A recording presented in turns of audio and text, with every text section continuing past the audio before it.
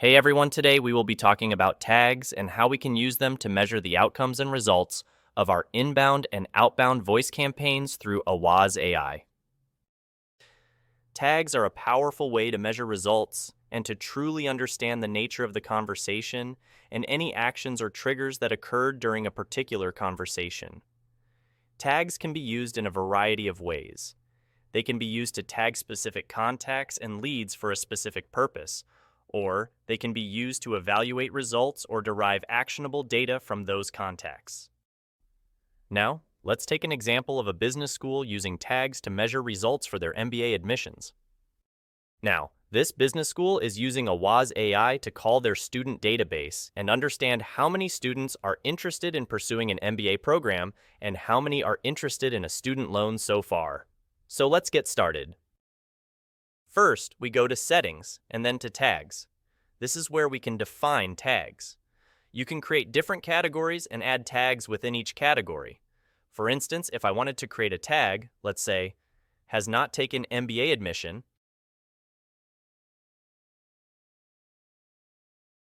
and click on Save.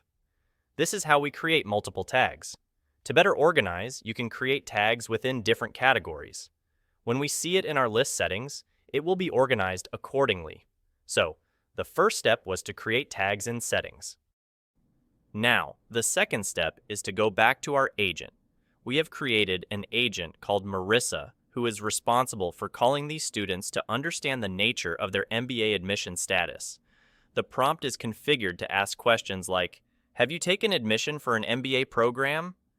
If the answer is yes, follow up with the next question. If the answer is no, proceed with a different action. This is how we have structured the prompt.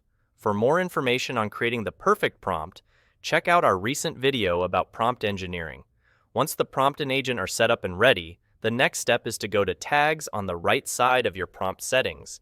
This is where you can create and define tags. Let's say we want to measure how many of these students are interested in a student loan.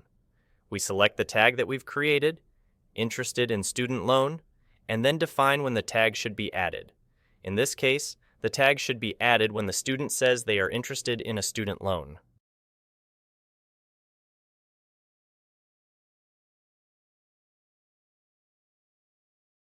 Then we click on Save. That's how easy it is to create tags. On the right, you can see an overview of the tags I just created and the one that I've created earlier on. Now, once you've created tags and launched your campaigns, the results will start coming in.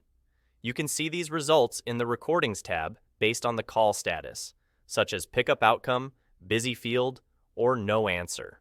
However, if you really want to measure specific outcomes, like how many students are interested in a student loan and how many are interested in pursuing an MBA, you need to go to your list settings.